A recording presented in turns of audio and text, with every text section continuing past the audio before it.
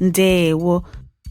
The lesson for today is titled Agụụ na ofe Egusi, Hunger and Egusi Soup. And it's a dialogue between two, housemates about cooking a bit of Egusi soup. But before we start, we're going to look at 5 key words that we'll learn from this lesson.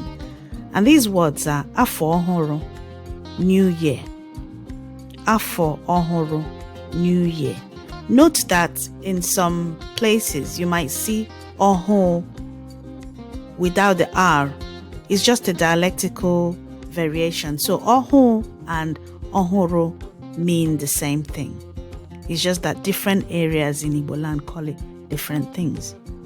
And even some people call it Ọfụ. So it all depends on which part of Igbo land the person is from. But they're all valid, they all mean the same. Anyị abanyela afọ ọhụrụ. We have entered a new year. Afọ ọhụrụ, new year. Agwa, behavior or habit. Kwụsị agwa ọjọọ gị a. Stop your bad habit. Agwa, behavior or habit. Iriba afọ, to overeat. Achọghị m iriba afọ. I don't want to overeat. Iriba afọ, to overeat. Nọgide. Nọgide, maintain. Nọgide, maintain. Aga m anọgide ihe m na-eme. I will maintain what I'm doing. Nọgide, maintain. Imerụ ahụ, to hurt or cause injury. Ị chọrọ imerụ m ahụ? Do you want to hurt me? Imerụ ahụ, to hurt or cause injury. Ready? Let's begin. Ka anyị bido.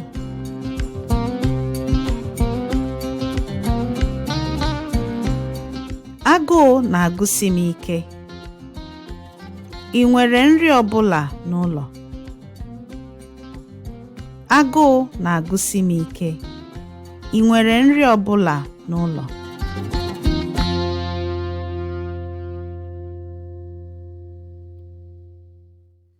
Anyị nwere ji na ofe ọkwụrụ na kitchen. Anyị nwere ji na ofe ọkwụrụ na kitchen.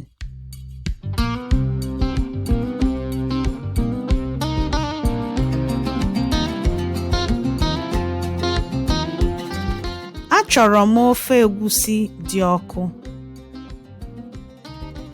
Ị chere na anyị nwere anụ ga-ezu iji site obere ofe? Achọrọ m ofe egusi dị ọkụ. Ị chere na anyị nwere anụ ga-ezu iji site obere ofe?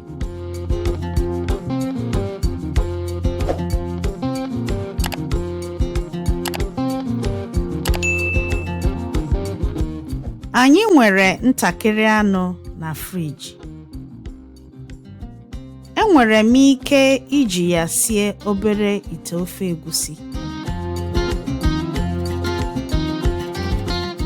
Anyị nwere ntakịrị anụ na friji. Enwere m ike iji ya sie obere ite ofe egusi.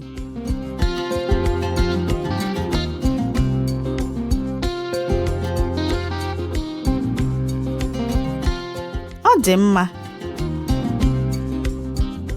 Ụdị agụụ na-agụ m nwere ike mee m nrie ịnyịnya. Ọ dị mma. Ụdị agụụ na-agụ m nwere ike mee m nrie ịnyịnya. I'll take that again. Ọ dị mma. Ụdị agụụ na-agụ m nwere ike mee m nrie ịnyịnya.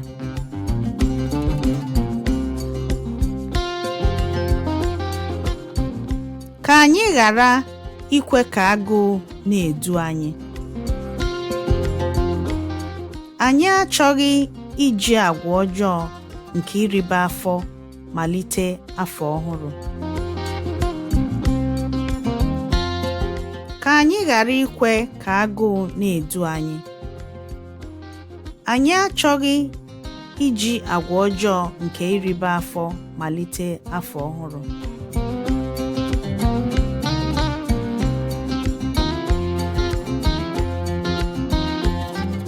Ị nwetara ya. Anyị kwesịrị ịgba mbọ iri nri nke ọma ma nọgide iri nri dị mma. Ị nwetara ya. Anyị kwesịrị ịgba mbọ iri nri nke ọma ma nọgide iri nri dị mma.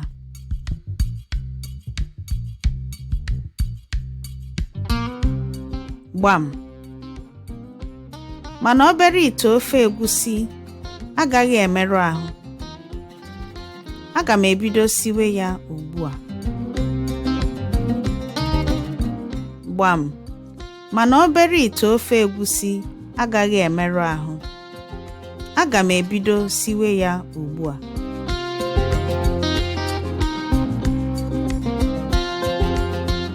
Daalụ.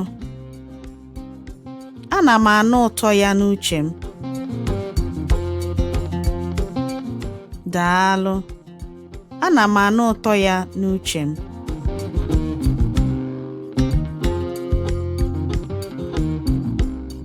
Aga m esicha ya n'ihe dị ka otu awa. Aga m esicha ya n'ihe dị ka otu awa.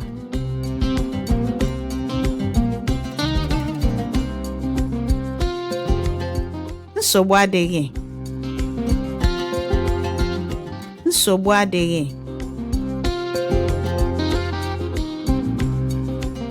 Ọ dị mma ka m bido. Ọ dị mma ka m bido.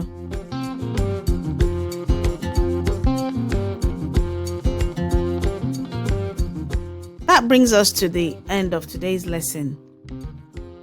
The 5 key words we've learned from this lesson today are afọ ọhụrụ, New Year. Afọ ọhụrụ, New Year. Agwa.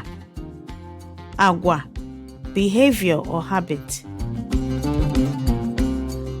Agwa, behavior or habit. Iriba afọ. Iriba afọ, to overeat. Iriba afọ, to overeat. Nọgide. Nọgide, maintain.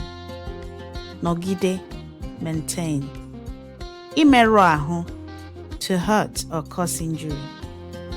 Imerụ ahụ, to hurt or cause injury. In conclusion, always remember that practice makes perfect and that each effort you make brings you closer to your Igbo language and culture learning goals. Come,